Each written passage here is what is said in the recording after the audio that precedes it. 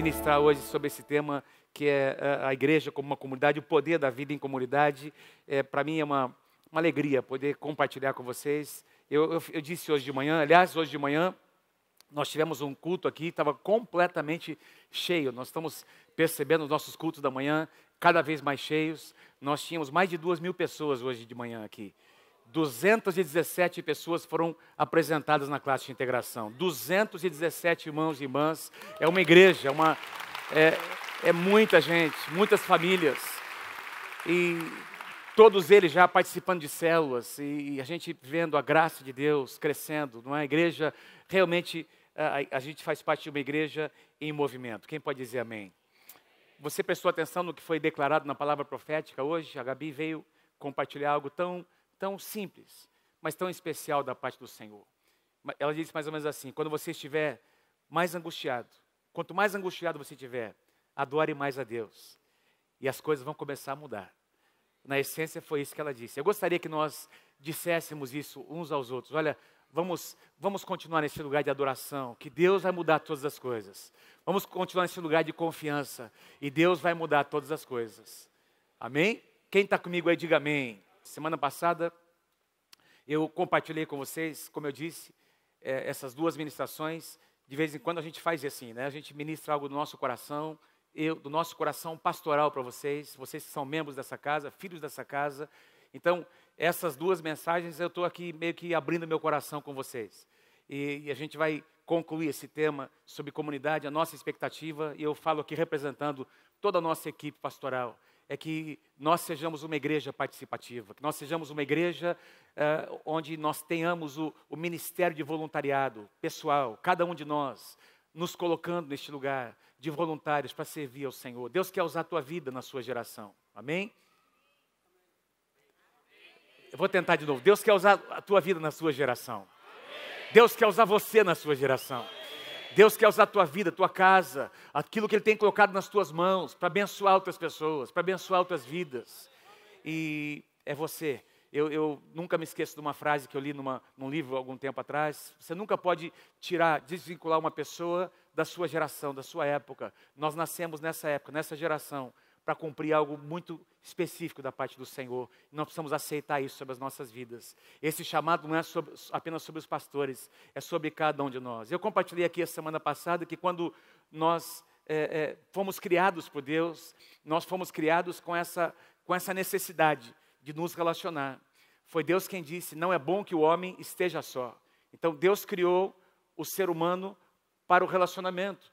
Porque Deus criou o ser humano à sua imagem, à sua semelhança. Deus, na sua trindade, na sua trindade havia uma comunhão perfeita entre eles. Pai, Filho e Espírito Santo. Uma comunhão absolutamente perfeita. Nunca houve competição entre eles. Cada um exerce o seu papel. Cada um abençoa o outro. O Pai envia o Filho envia o Espírito. O Espírito Santo vai entregar tudo a Jesus quando Ele vier como juiz. Jesus vai, no final de todas as coisas, entregar toda a glória a Deus Pai. Eles trabalham em perfeita unidade. E quando Deus cria o homem e a mulher, a sua imagem, a sua semelhança, Deus cria o homem e a mulher para que este e esta mulher fossem pessoas de relacionamento. E eu tenho uma passagem que eu amo, que está lá em Provérbios, capítulo 18, versículo 24. Eu li na semana passada que há amigos que são mais chegados que o irmão. São pessoas que Deus quer colocar na tua vida e na minha vida, para que sejam nossos amigos. Eu compartilhei isso a semana passada. E eu sugeri a vocês aqui. Quantos estavam aqui na semana passada? Quem estava aqui? Quem ouviu essa palavra? Eu sugeri, lembra, que nós precisamos ter essas pessoas no nosso ciclo mais íntimo de relacionamento. A sua esposa, o seu marido, o seu cônjuge tem que ser o seu amigo número 1. Depois de Jesus, o seu cônjuge tem que ser o seu melhor amigo, a sua melhor amiga.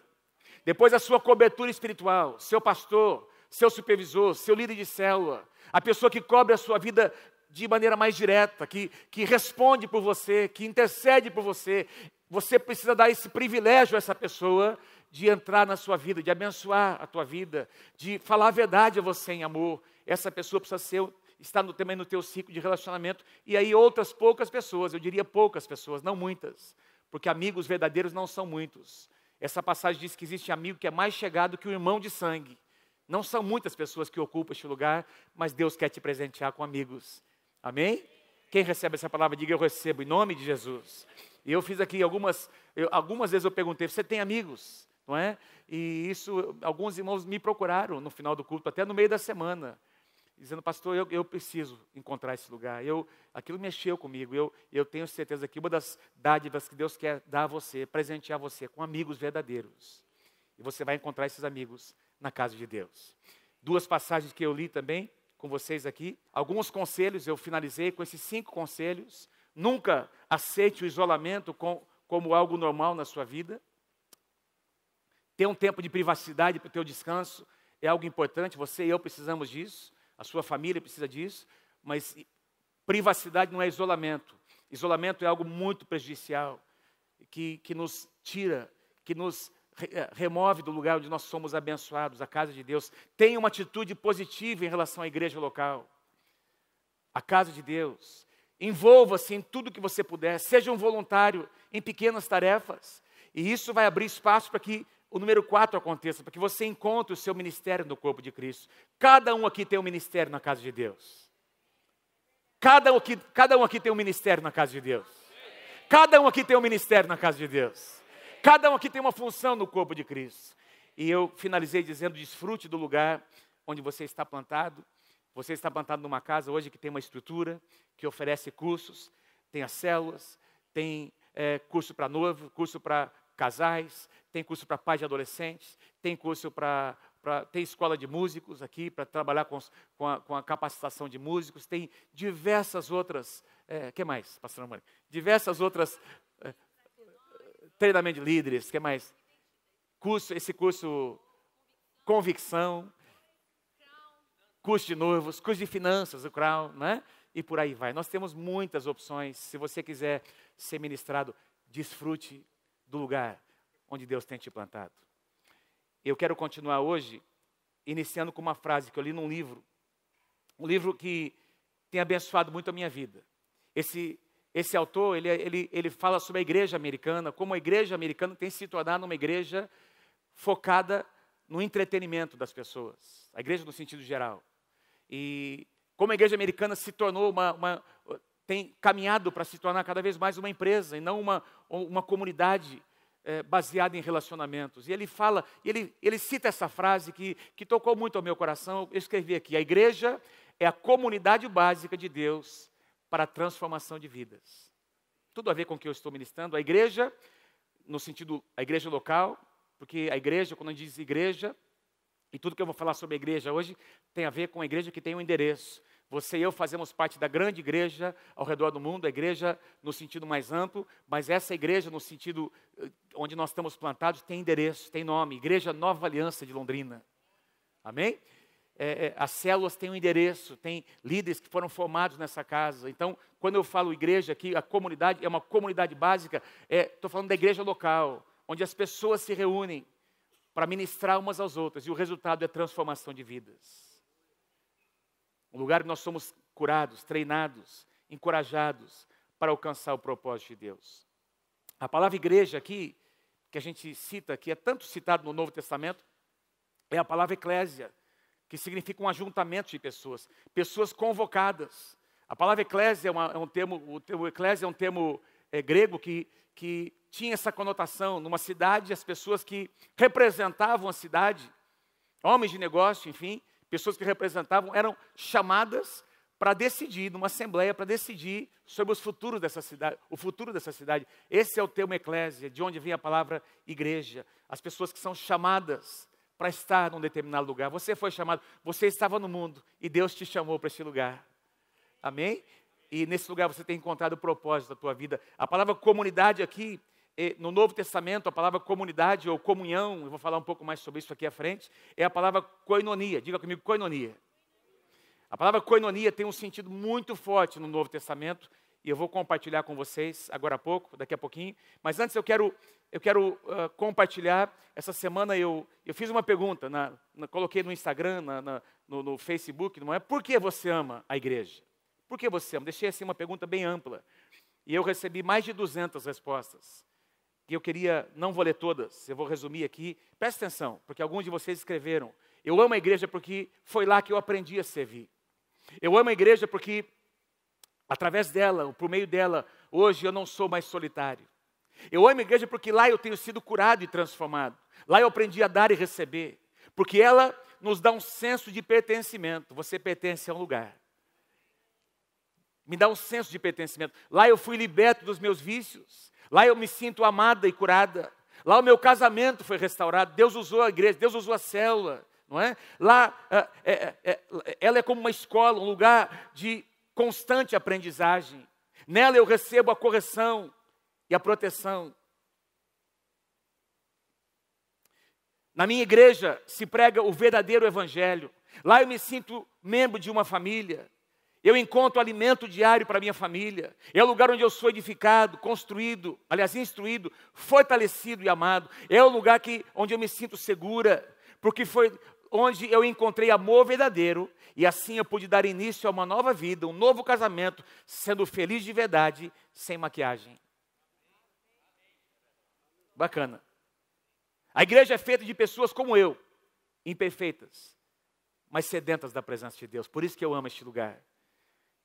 Alguém colocou assim: quando eu passei pelo vale da sombra da morte, foi na minha igreja. Foi a minha igreja que lutou pela minha vida e pela minha família. E se hoje eu estou aqui, é porque eu sou fruto das orações respondidas pelo Senhor neste lugar. É um lugar onde eu encontrei muito amor. Eu amo a igreja porque é lá que nós temos verdadeiros amigos. É lá que o meu casamento... Aliás, eu amo a igreja porque o meu casamento é importante para os meus pastores. Neste lugar eu encontrei o amor e o perdão de Deus, além de uma família linda que me ama e cuida de mim. Eu amo a igreja porque lá eu encontro na liderança um testemunho a ser seguido. Porque lá eu fui curada, restaurada, fui abençoado e hoje eu posso abençoar milhares de vidas com o meu próprio testemunho de transformação. E isso tudo foi em comunidade. Nessa casa que eu amo tanto, a Igreja Nova Aliança. Eu amo a igreja porque na igreja eu descobri quem eu sou, de quem eu sou e por que eu estou aqui. Eu amo a igreja porque lá eu tenho a oportunidade de servir. Eu amo a igreja porque lá é um lugar onde nós saímos da zona de conforto. Porque Jesus é o seu arquiteto e construtor. E também porque eu amo a igreja porque é o plano de Deus para tocar pessoas de todas as nações. Eu amo a igreja porque lá eu me sinto protegida. E no meu momento mais difícil, todos estiveram comigo. E isso mostra que Deus nunca nos abandona. Eu amo a igreja porque a igreja é uma casa de gerações. É onde eu aprendo a olhar as pessoas com os olhos de Deus. Nela eu encontro proteção. É o lugar que me desafia a viver a fé de maneira prática. Veja essa aqui, para encerrar. Eu amo a igreja porque ela fez parte do meu passado, sendo um canal de Deus para mim, na minha juventude. E hoje ela faz diferença na minha família, porque aqui eu vejo a minha família no futuro, os meus filhos no Ministério de Adolescentes e nos jovens. E nós, no Ina Viva Mais, um dia curtindo e viajando muito. Por isso eu amo servir essa casa. É a minha família. Amém.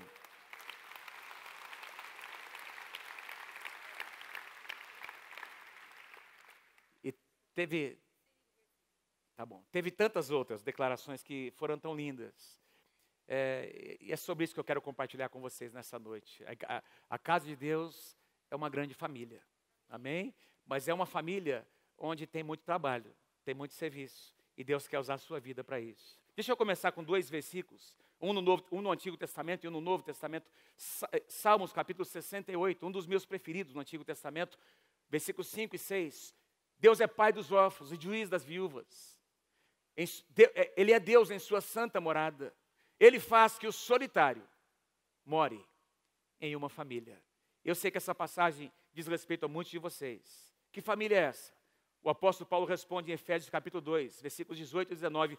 Pois por meio dele, tanto nós como vocês, temos acesso ao Pai, por um só Espírito. Portanto, vocês já não são estrangeiros nem forasteiros, mas concidadãos dos santos e membros da família de Deus. Amém? Quem aqui é membro da família de Deus? Levanta a sua mão. Diga obrigado, Jesus, porque eu faço parte de uma família. Quando você estuda o livro de Efésios, nos 3 capítulos, primeiros capítulos, né, de Efésios, você vai perceber o apóstolo Paulo enfocando essa questão por que nós fomos redimidos, não é? Nós fomos redimidos, recebemos uma herança em Deus para sermos adotados como filhos, é o que ele diz lá, para sermos parte do corpo, para sermos plantados em uma família que nada mais é do que a igreja. E eu quero dizer para vocês, irmãos, essa igreja é uma igreja em movimento que sempre cresce, onde sempre tem novas necessidades. É ou não é verdade? É uma igreja que está crescendo, é uma igreja que está recebendo, como eu disse, nós recebemos hoje mais de 200 irmãos. É uma igreja nova, dentro dessa igreja já. É uma igreja de 200 pessoas, que nós precisamos cuidar, pessoas que nós precisamos cuidar, amar e zelar por essas pessoas. Então, a casa de Deus é um lugar de crescimento para todos os lados. Para dentro, no nosso relacionamento pessoal com o Senhor, não é? Para fora, para o lado, tocando a sociedade, para frente, invadindo, não é? Invadindo as portas do inferno para resgatar as vidas deste lugar. A igreja do Senhor é uma igreja que quando tem saúde ela cresce. Quando tem vida ela cresce. Onde tem vida tem crescimento. A igreja é um organismo vivo. E eu fico às vezes chocado, queridos, quando eu ouço alguns comentários de pessoas que reclamam do crescimento da igreja. Nós já tivemos pessoas que saíram da igreja Nova Aliança, porque, deixa eu ser bem sincero com você, assim, estou abrindo meu coração, porque a igreja se tornou grande demais. Cresceu. Ah, pastor, era tão bom quando a gente estava lá na tenda. Era tão bom quando a gente era assim, menorzinho, né? A gente conhecia todo mundo, conhecia o nome de todas as pessoas, a gente comia na casa de todo mundo comia na nossa casa. Era uma beleza, né, irmãos?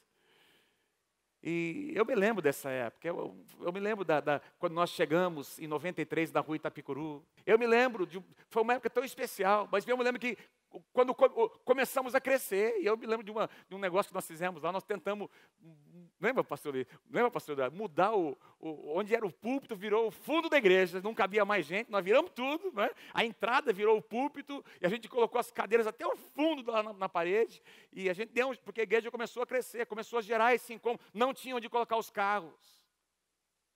Não tinha estacionamento, não tinha classe suficiente, não é? E começou a zerar, por quê? Porque crescimento incomoda, gera essa tensão, estava muito confortável, de repente o Espírito Santo veio, e aí o negócio bagunçou. O Espírito Santo bagunçou tudo. Mas tem gente que reclama do Espírito Santo. Tem gente que reclama desse crescimento e fica preso lá uma época. Eu contei um exemplo para vocês, deixa eu tentar ilustrar para vocês. Lá em casa nós temos um quadro, assim, uma moldura. E tem ali a foto das crianças, pequenininhas. O Pedro, o André e a Ana, pequenininhos, né, andando de bicicleta, a gente pescando na praia, a gente vai se divertindo. Várias fotos que a Mônica fez uma montagem, coisa mais linda, não é? E de vez em quando eu passo ali, eu paro para olhar. E às vezes eu tenho que lutar aqui dentro da minha alma, não é?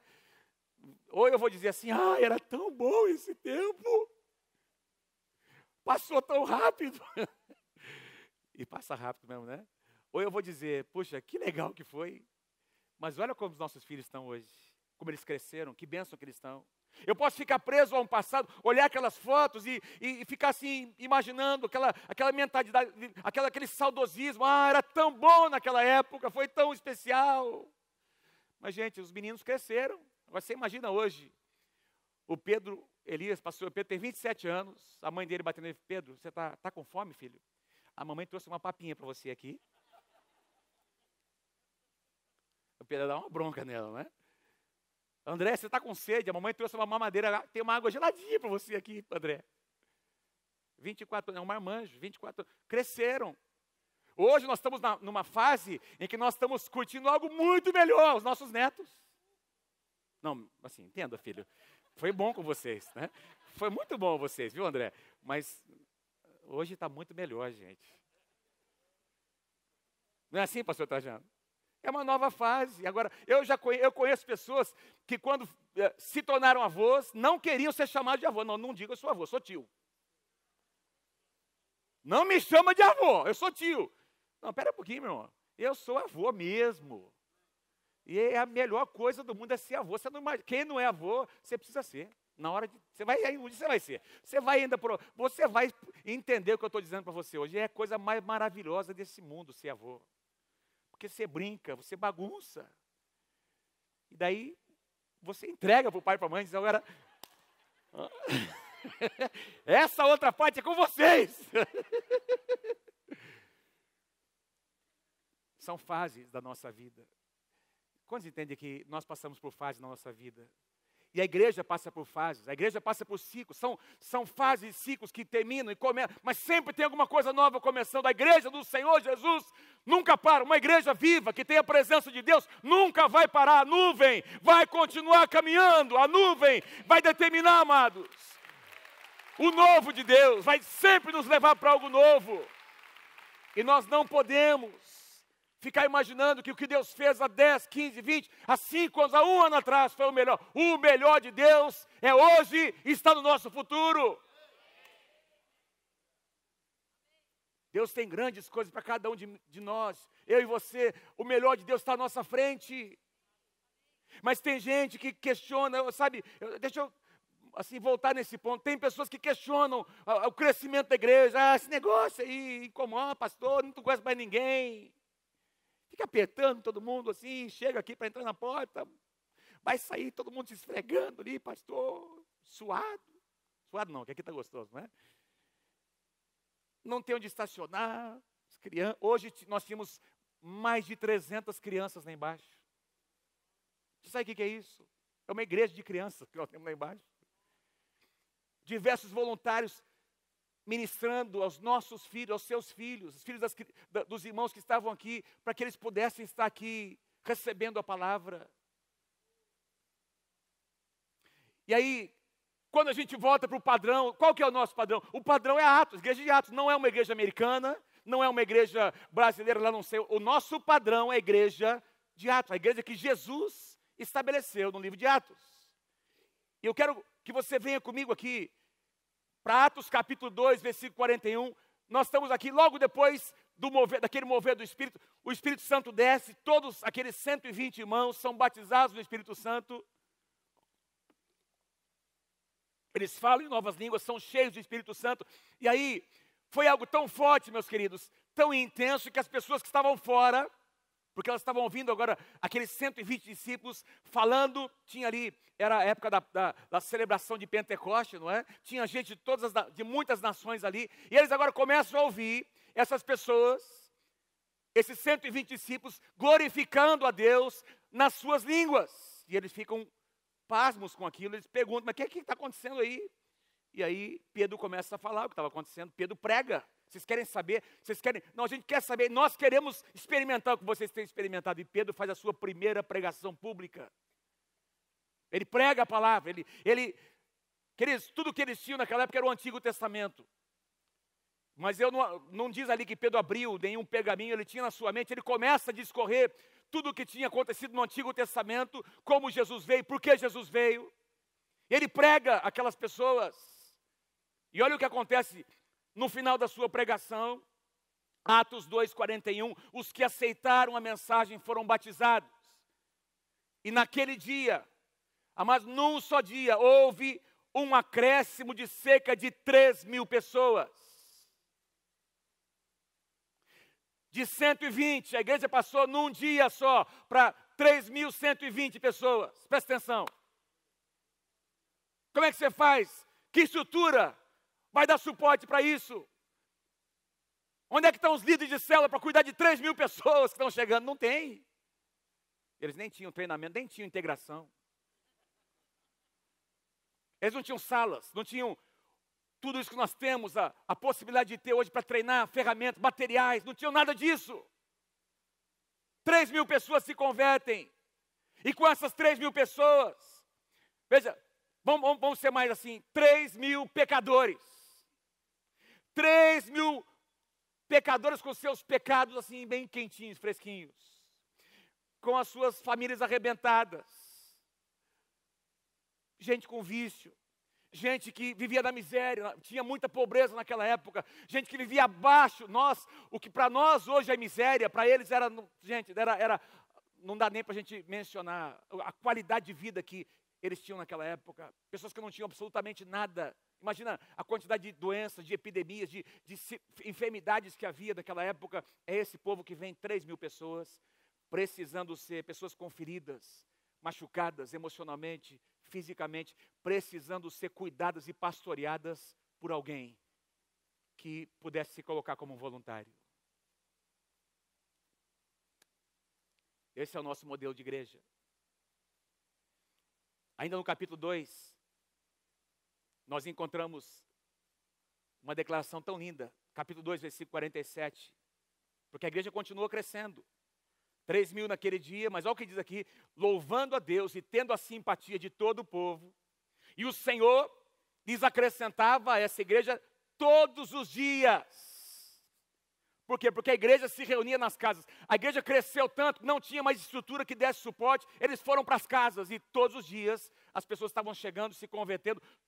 Todos os dias os que iam sendo salvos. Amém? Quem aqui crê que a igreja de Deus, do Senhor, é uma igreja viva, em movimento? Amém? Esse é o nosso modelo de igreja que cresce. Olha, e aí a gente vai perceber sinais e maravilhas, os apóstolos sendo usados por Deus.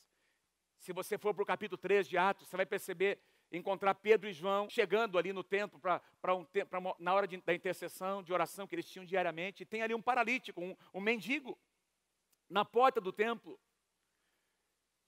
E esse cara está ali pedindo esmola. Tudo que ele queria era uma esmola, os trocados. Aí o que é que Pedro diz? Olha, nós não temos prata. Quem se lembra que ele disse? Nós não temos prata e nem ouro. Mas, diga comigo, mas o que nós temos, nós te damos. Em nome de Jesus Cristo, o Nazareno, levanta e anda agora. E esse cara deu um salto, começou a pular, começou a correr, queridos. Deus curou, Deus libertou, Deus... E aí, pensa, eu gosto dos detalhes, não é? Diz que esse cara, daí ele não queria ir embora, ele se apegou em Pedro e João, ficou ali grudado neles, porque ele estava tão impressionado. E esse negócio começou a chamar a atenção das multidões. Começou a juntar a multidão ali. O que é que está acontecendo? Esse cara aqui, olha, ele é um mendigo, ele é um coxo, um paralítico. Como é que ele está correndo desse jeito? Porque ele disse que ele saltava louvando a Deus. E aí eles questionam, o que é que está acontecendo? E aí Pedro faz a sua segunda pregação pública, a sua segunda mensagem pública. Pedro ministra. Pedro prega, Pedro fala do Senhor, diz que houve um alvoroço tão grande, uma resposta tão intensa, meus queridos, que Pedro e João são presos. Capítulo 4 de Atos diz que eles são presos por causa desse alvoroço que aconteceu depois da mensagem, depois da cura e da mensagem de Pedro. Mas aí nós lemos no versículo 4, mas muitos, mesmo Pedro e João tendo sido presos, diz lá, mas muitos dos que tinham ouvido a mensagem de Pedro, creram, chegando o número dos homens que creram naquele dia, a perto de 5.000 pessoas. Então nós temos lá, pensa comigo, o que foi computado, porque diz lá, eram 3.120, depois diz que diariamente tinha gente sendo, então tinha mais gente, mas vamos pegar só esses 3.000 e pouquinho, tem agora mais 5.000 homens, 5.000 mais 3.000, quanto que é? 8.000, fora as mulheres e as crianças, nós estamos falando por baixo de 10, 11.000 pessoas, 12.000 pessoas. Não, aí não dá, pastor. Não, aí não tem condições. Como é que a gente vai dar conta de fazer uma classe de integração desse jeito, pastor? Aí o Gustavo ia reclamar, pastor, não dá nem tempo de fazer, colocar um anúncio, não acontece, pastor.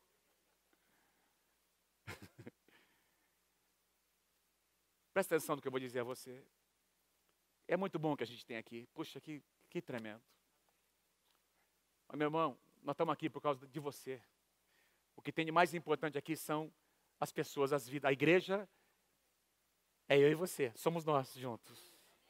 Olha, eles tinham a estrutura dessa igreja era algo tão assim flexível, tão cheio de movimento que eles não estavam muito preocupados não é? Com prédios e com Deus começou a mover, Deus começou a fazer, o Espírito Santo veio e aí, meu irmão, eles foram se adaptando e as reuniões foram para as casas.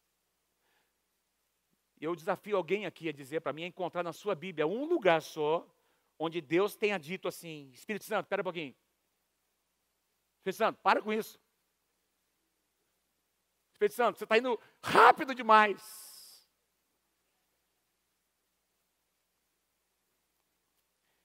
O Espírito Santo estava movendo, agindo na igreja.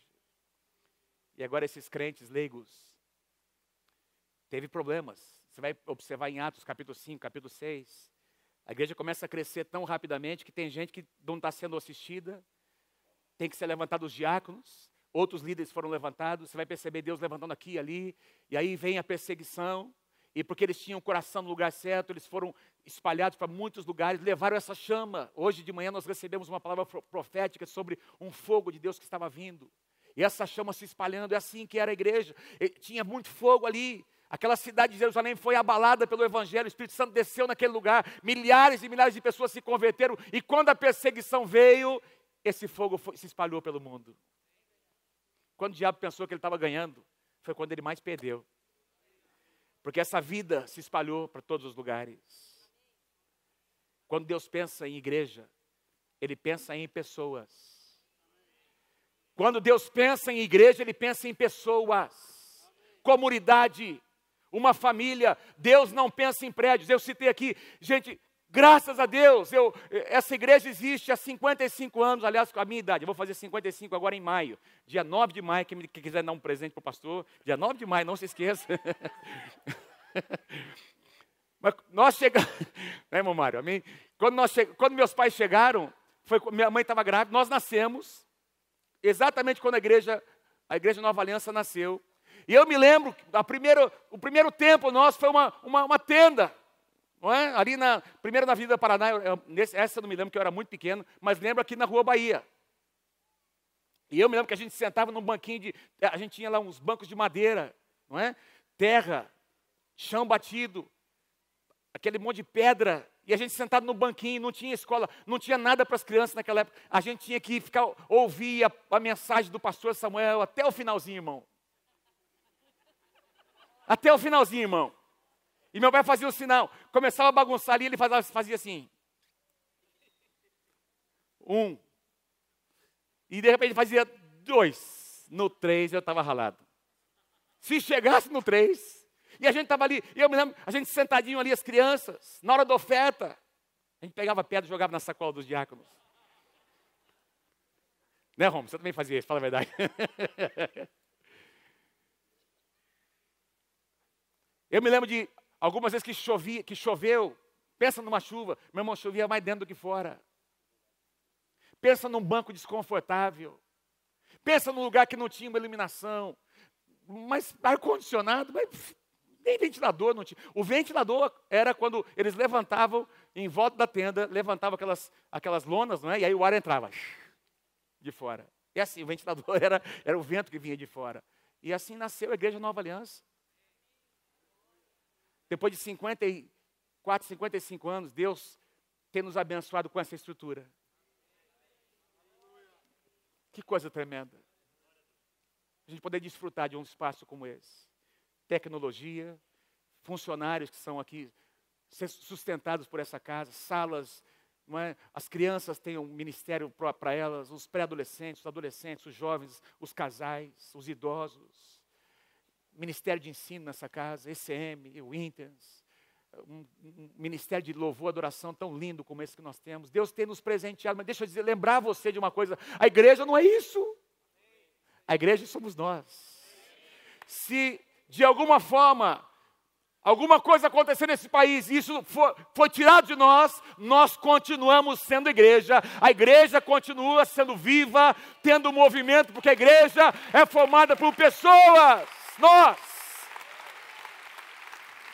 Agora, se você quer isso, dê um aplauso ao Senhor bem forte, é verdade. A igreja somos nós. Por que isso é importante?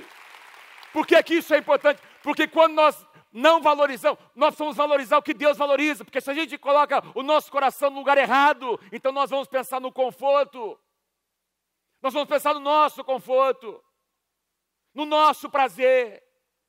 E aí, se faltar alguma coisinha, se alguém cometer, sei lá, um irmãozinho, na melhor das intenções, Um professor lá que estiver cuidando das crianças, cometer algum deslize, fizer alguma coisa que não deveria, aí tem aquela reclamação. Ou alguém no estacionamento, que está lá como um voluntário.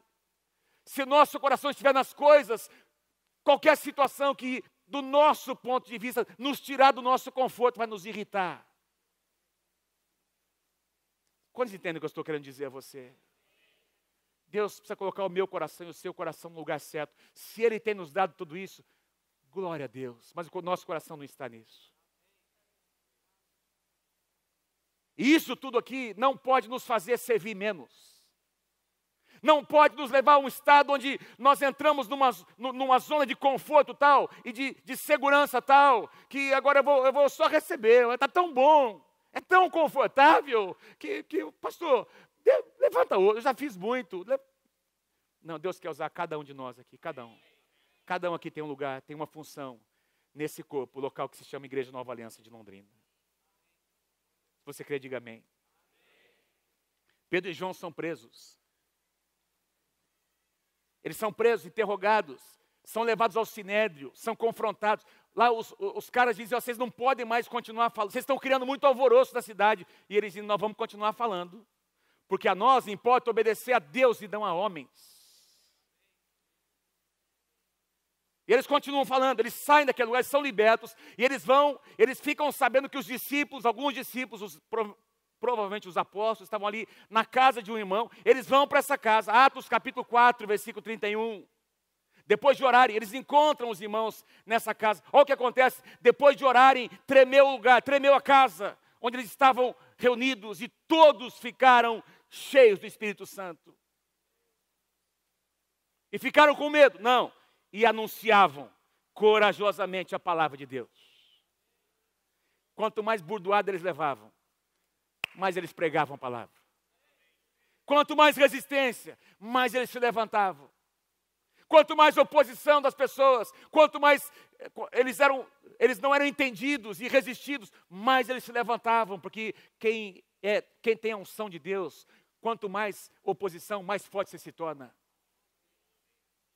Você vai passar por provações, mas se você é um homem, uma mulher de Deus, se o teu coração estiver no lugar correto, você vai sair mais forte do outro lado. Diga amém se você crê em nome de Jesus. E o versículo que eu quero destacar, os versículos 32 em diante. Da multidão dos que creram, uma era a mente e o coração, a alma, a intenção, o pensamento, a visão. Ninguém considerava unicamente sua coisa alguma que possuísse, mas compartilhavam koinonia, comunidade, compartilhavam tudo que tinham. E com grande poder os apóstolos continuavam a testemunhar da ressurreição do Senhor Jesus, e grandiosa graça estava sobre todos eles. Não era só uma porção de graça, era uma porção muito grande, grandiosa graça estava sobre eles. Senhor, derrama a tua graça sobre nós. Quem concorda comigo, diga, Senhor, derrama uma porção maior da tua graça, Senhor. Grandiosa graça veio sobre essa igreja. Versículo 34. Não havia, meus irmãos, com tantas pessoas chegando todos os dias, milhares e milhares, presta atenção, não havia pessoas necessitadas entre eles. Pois os que possuíam terras ou casas, as vendiam. Não diz que vendiam todas, mas o seu coração não estava nas coisas. Eles compartilhavam, eles abençoavam uns aos outros, traziam o dinheiro da venda e o colocavam aos pés dos apóstolos. Olha, estão aqui pastores, vocês sabem, vocês conhecem a necessidade, administrem. Colocavam aos pés dos apóstolos, que o distribuíam segundo a necessidade de cada um. Poder de Deus, testemunho da ressurreição de Cristo, abundante graça sobre eles, ofertas espontâneas, necessidades supridas. Agora eu quero destacar o versículo 32 na tradução atualizada. Põe para mim o próximo slide. O versículo 32, voltando ali, diz assim, na tradução atualizada, que é mais precisa, da multidão. Diga comigo, multidão. Diga assim, multidão. Diga para alguém pertinho de você, atrás de você tem uma grande multidão que Deus quer alcançar. Vamos lá. Atrás de você tem uma grande multidão. Da multidão, milhares e milhares, dos que creram. Pastor, mas será que é possível? Será que eles tinham a mesma unidade? Será que eles tinham mesmo um só coração, pastor? Eram milhares. Olha o que diz aqui, mas da multidão dos que creram, era um o coração e a alma. Ninguém considerava exclusivamente sua nenhuma das coisas que possuía, tudo, porém, lhes era comum. A palavra comum aqui é koinonia. Vem da palavra koinos, que vem da palavra koinonia. Palavra grega, uma das mais importantes do Novo Testamento, que significa compartilhar mútuo, comunidade, é o que eu estou ministrando essa noite, relacionamento estreito entre as pessoas, amizade, uma divisão prática, visando suprir necessidades mútuas. Koinonia, você consegue ler essa frase ali embaixo comigo? Você consegue ler? Koinonia é a comunhão que nos leva a compartilhar a nossa vida com Deus e uns com os outros. Mais uma vez, bem forte, vamos lá. Koinonia é a comunhão que nos leva a compartilhar a nossa vida com Deus e uns com os outros. Você coloca à disposição o que você tem nas suas mãos, seus dons, seus talentos. Todos vocês têm. Todo mundo aqui tem algo para compartilhar. Nem que seja um abraço.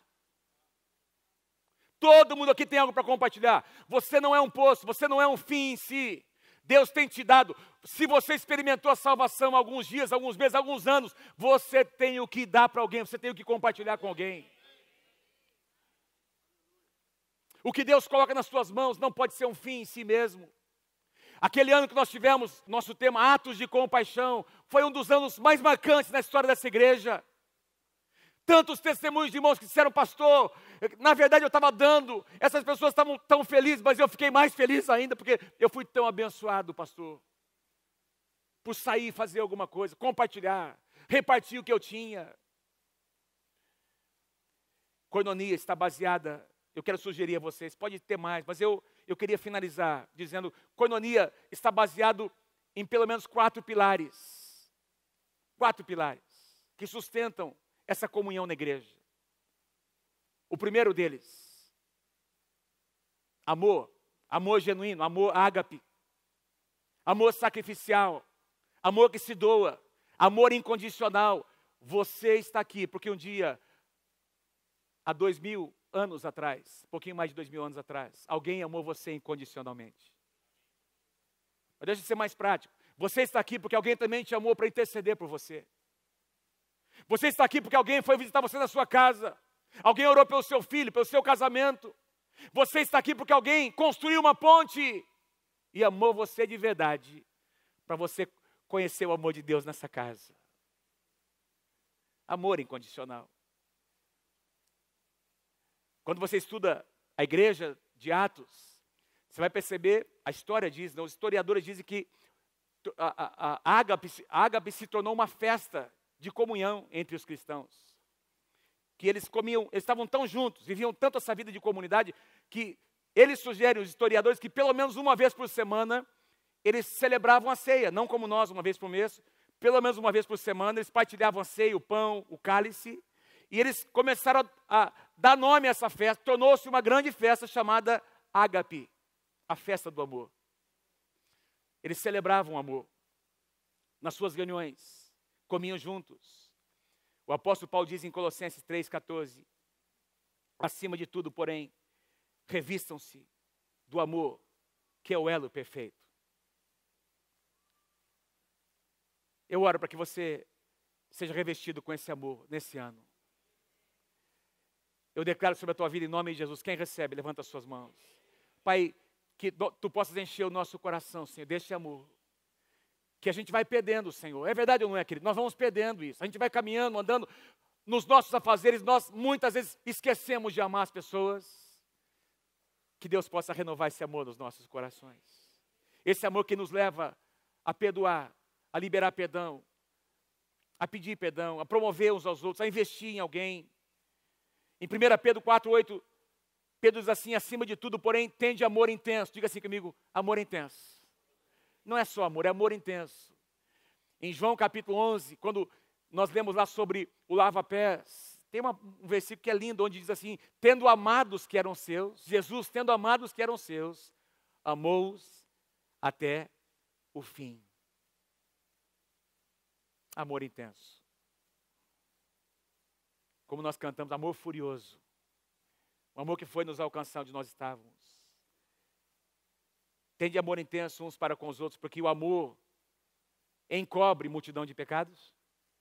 Esconde multidão de pecados? Não, o amor não encobre. O amor cobre, o amor perdoa. Amém? O amor perdoa a multidão de pecados, é o que significa. Vocês estão comigo, gente? O segundo pilar, a verdade. A verdade aqui pode ter duas aplicações. A palavra de Deus como a verdade, conhecereis a verdade vos libertará. E a verdade como uma conduta, como um estilo de vida. Olha o que diz em 1 João 1,7. Se porém andarmos na luz como Ele está na luz, onde tem luz tem verdade, as coisas ocultas aparecem. Então nós temos nessa luz, debaixo dessa luz, temos koinonia, comunhão uns com os outros. E o sangue de Jesus, seu Filho, nos purifica de todo o pecado. Eu louvo a Deus porque essa casa é conhecida como uma comunidade onde a verdade está aqui, neste lugar, onde a verdade é dita. E a verdade às vezes dói. Às vezes a verdade às vezes incomoda. Mas a verdade é o que nos mantém, queridos, com a nossa vida, não é, em pureza e santidade diante do Senhor. Quando nós amamos a verdade, nós entramos num processo de purificação aqui dentro. É a palavra, é a verdade que limpa o nosso coração. Quem pode dizer amém? Amor, verdade. O terceiro pilar, compromisso. Compromisso com a visão.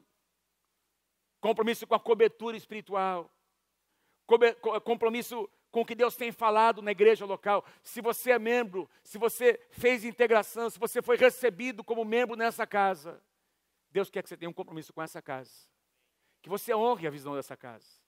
Não é a visão do pastor Eduardo, do pastor Luiz, pastor Trajano, pastor Davi. Não, é a minha visão, é a nossa visão, é a nossa igreja, é a minha igreja.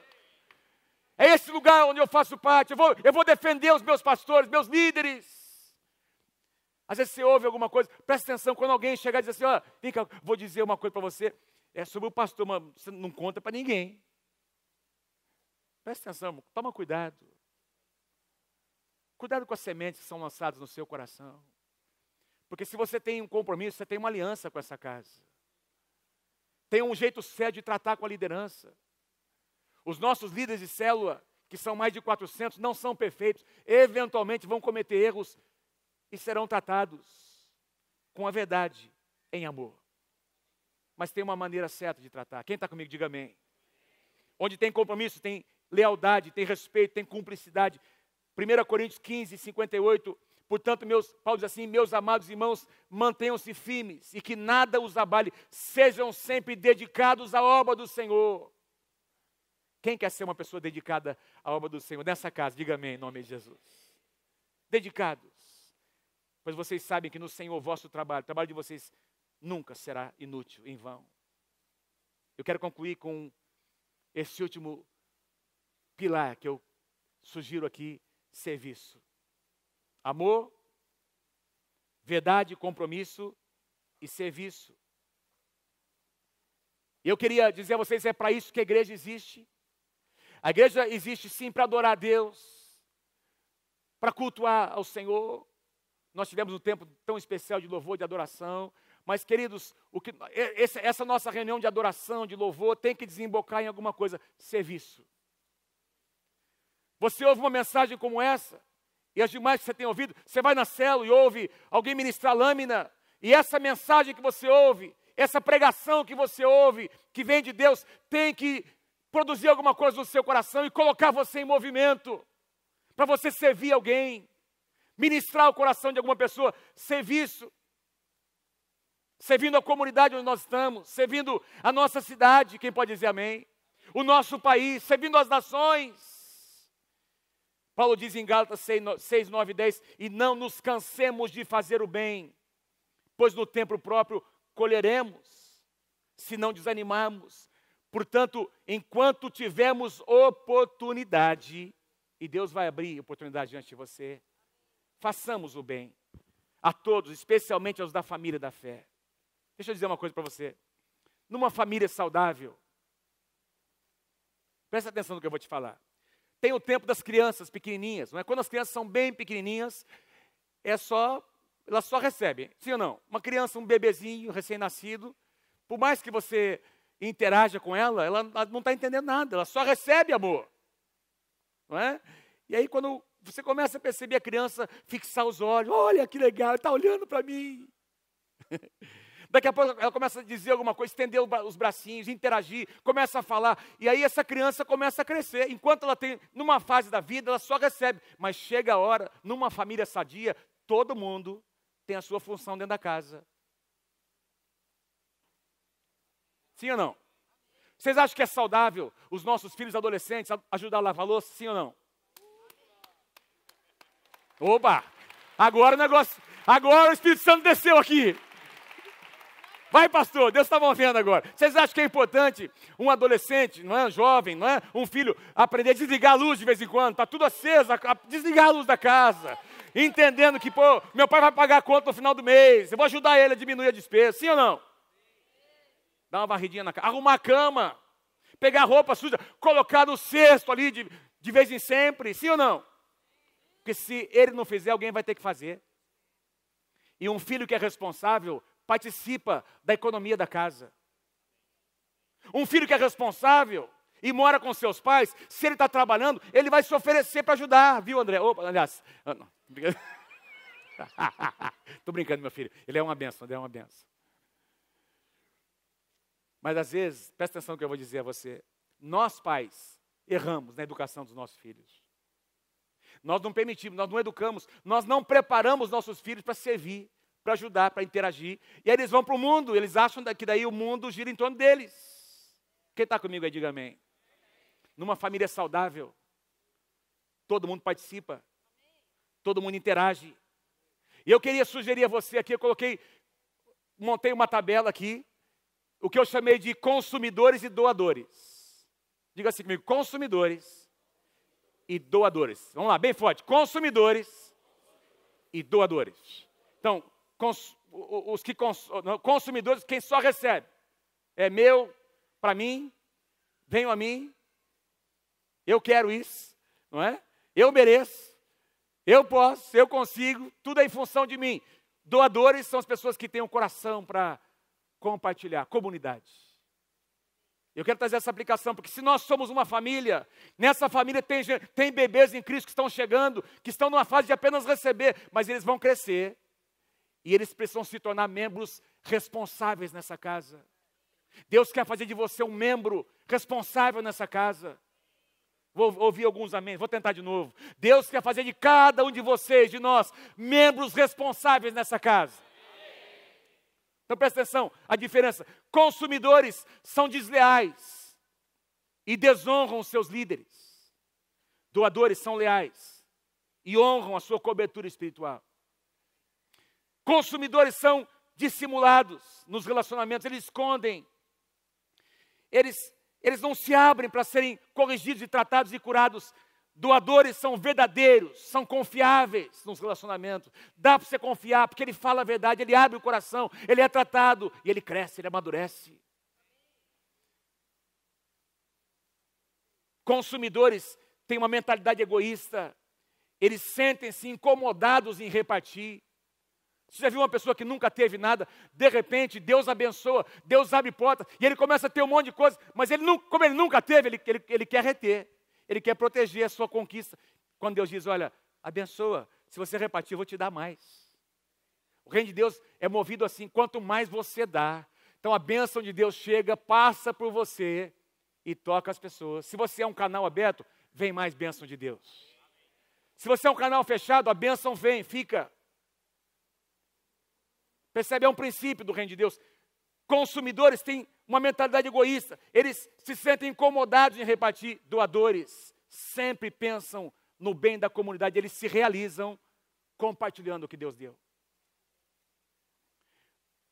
Consumidores são melindrosos, hipersensíveis. Você já conversou com alguém? Você falou um negocinho assim, mas é pequenininho, de nada, o cara desmonta na tua frente. Ai, meu Deus, ninguém me ama nesse lugar.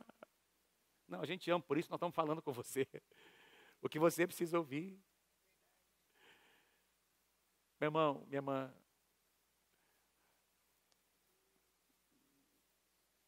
Vamos deixar Deus curar o nosso coração.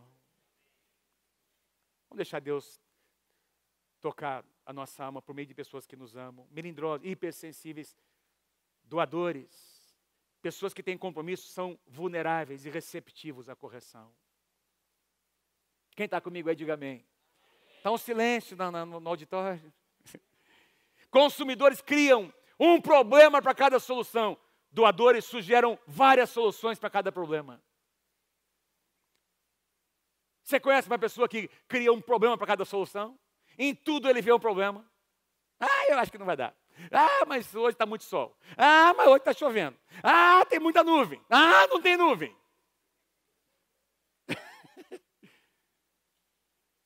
É ruim ficar perto de uma pessoa que só reclama, que só vê problema. Deus quer mudar o nosso coração. Deus quer curar o nosso coração. Pessoas que são curadas por Deus, elas são parte da solução e não do problema. Quem está comigo, diga amém. Consumidores permanecem enquanto a igreja atende às suas necessidades. Doadores permanecem porque têm um compromisso de aliança. Deus me plantou nessa casa. Estes são os meus pastores. Essa é a minha cobertura espiritual. Eu me submeto a vocês, porque eu conheço o caráter de vocês. Eu olho para trás e vejo os anos, o que foi semeado, e eu vou levar em conta todos esses anos para dizer: cuide da minha vida, não vou sair deste lugar, eu pertenço, estou plantado nessa casa, eu vou ficar aqui, vocês vão ter que me aguentar.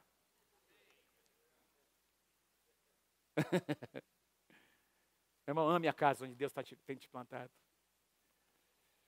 Consumidores pagam por um serviço, porque quando você vai comprar um sapato, uma sandália, quando você vai num restaurante, você está pagando por um serviço. E tem gente que pensa que a igreja é um restaurante, uma loja de sapato. Não, eu paguei meu dízimo. Eu paguei meu dízimo, eu quero isso. Eu tenho direito, peraí, vamos trazer isso. Ninguém paga dízimo. A gente devolve para o Senhor o que pertence a Ele.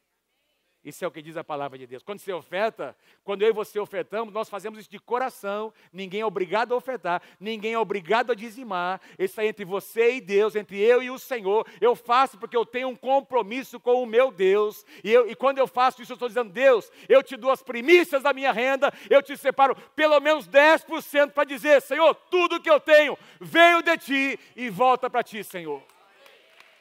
Eu te honro, não porque eu sou obrigado. Consumidores pagam por um serviço, doadores investem numa visão. Eles semeiam porque eles sabem que a visão é de Deus. Esses caras são sérios, eles têm um compromisso com Deus. A minha casa, como nós lemos aqui, a minha casa foi restaurada, meu casamento foi restaurado. Eu quero me doar por essa casa, eu quero fazer parte dessa casa. E quero investir na visão dessa casa. Consumidores fazem parte da plateia, agem como espectadores. Doadores vestem a camisa e entram no jogo. Às vezes jogar é difícil. Você vai levar umas caneladas de vez em quando. Mas vale a pena jogar. Porque esse time é um time que vai vencer sempre. Nós vamos ter muitas dificuldades, mas esse time que se chama Igreja do Senhor Jesus é um time vencedor. Quem crê, diga amém. Consumidores são críticos. Eu coloquei aqui entre parênteses, extremamente críticos, alguns. Doadores cobrem as falhas e ajudam a solucioná-las. Consumidores são pessoas movidas por tarefas e por projetos. As pessoas não são importantes. Doadores são pessoas movidas por relacionamento.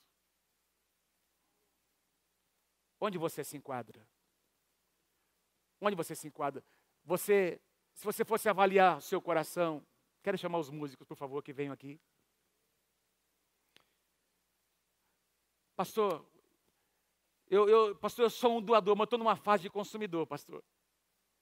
Sabe que às vezes pode acontecer isso?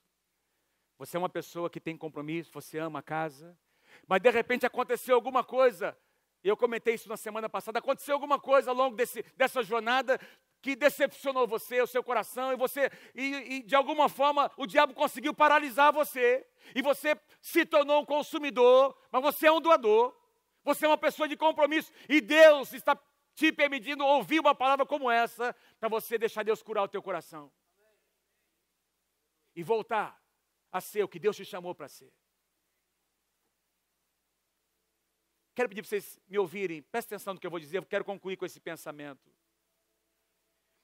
Eu, hoje, tanto de manhã quanto à noite, estou repartindo meu coração com vocês como pastor dessa casa. Uma palavra extremamente pastoral. Amo cada um de vocês. Amo cada um de vocês. Deixa eu dizer uma coisa. Toda pessoa que frequenta uma igreja, qualquer igreja, está aqui o pastor Rafael, a pastora Cláudia, são pastores da Igreja da Nova Aliança, lá de João Pessoa, eles vão confirmar o que eu estou dizendo. Pode ser uma igreja grande ou pequena. Todo mundo que frequenta uma igreja, que participa de uma igreja, em algum momento vai ter que fazer uma escolha no seu coração. Porque sabe, presta atenção, nós podemos, presta atenção, parar o nosso carro, chegar sempre na mesma hora, parar o nosso carro para vir naquele culto, na manhã, ou à noite, ou num sábado, ou, enfim, na célula, a gente para no mesmo lugar. E você pode sentar, e normalmente as pessoas sentam no mesmo lugar, naquela fileira, naquele lugar que você escolhe, ali eu tenho uma visão assim, estou acostumado aqui, pastor, né? E tem gente que chega cedo aqui nada contra, uma benção. Mas você pode entrar numa rotina de chegar mais cedo, colocar o seu carro, sentar num lugar confortável, encontrar os seus amigos no final do culto, participar de um louvor maravilhoso como esse, ouvir uma palavra tremenda, que te desafia, abraçar alguns amigos, e depois dizer, poxa, que legal, que domingo legal, bacana, recebi um monte, domingo que vem tem mais. E ficar só nisso. Mas Deus está te chamando para algo mais. Não é para ficar só nisso. Não é para ficar só nisso. Tem dons e talentos nas suas mãos. Tem capacidades. Tem unção, tem graça de Deus nas suas mãos. Tem sabedoria nas suas mãos. Tem coisas que só você sabe fazer. Eu vi aqui outro dia o Sandro ministrando louvor. Estava tocando o violão aqui. E de repente pôs o violão do lado. Pegou uma flauta, começou a tocar a flauta. O cara canta, toca flauta, toca teclado, toca guitarra, toca tudo, meu irmão. Aí é o Sandro. Só para dar um exemplo. Deus colocou nas mãos do Sandro dons, capacidades, uma graça especial. Ele não pode enterrar isso. Ele tem que colocar à disposição para abençoar você e eu. Percebe o que eu estou dizendo? E cada um aqui de nós, nem que seja para dar um abraço, um aperto de mão, pegar um telefone para ligar para alguém, se colocar à disposição na célula, o que é que eu posso fazer? Então, o líder precisa de alguém lá para fazer a chamada. Se coloca à disposição. Tem um programa novo aí que a gente precisa colocar, dar presença para todo mundo. Oh, meu irmão, deixa eu fazer para você aqui. Tem o quebra-gelo. Tem aplicação na célula. Tem a lista de oração. Se coloca, pede para o seu líder. Eu quero fazer alguma coisa. O pastor Davi pregou, estou incomodado com a palavra. Deixa Deus te usar. Deixa Deus te usar na tua geração. Ah, pastor, já passou minha época. Não, não passou a tua época. O melhor de Deus ainda está vindo sobre a tua vida. Deus quer usar a tua vida. Lembra, o nosso modelo é aquela igreja de Atos.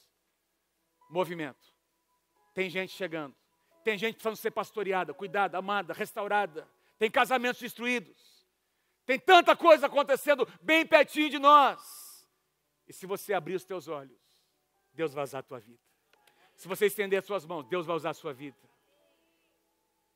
Deus vai usar a sua casa, seu carro, seus dons, seus talentos, para abençoar muita gente que está pertinho de você precisando.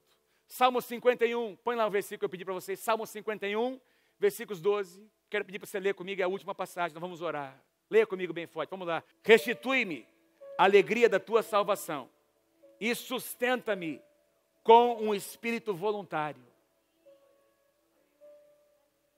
Esse é o salmo em que Davi confessa o seu pecado. Viveu uma época em que ele estava se sentindo longe de Deus, ele é restaurado, Deus cura Davi, e aí ele faz essa oração: Senhor, restitui a alegria da tua salvação na minha vida e me sustenta, Senhor, para que eu tenha sempre um coração, uma atitude, um espírito voluntário para servir, Senhor, a Ti e as pessoas ao meu redor. Essa é a minha oração por você nessa noite.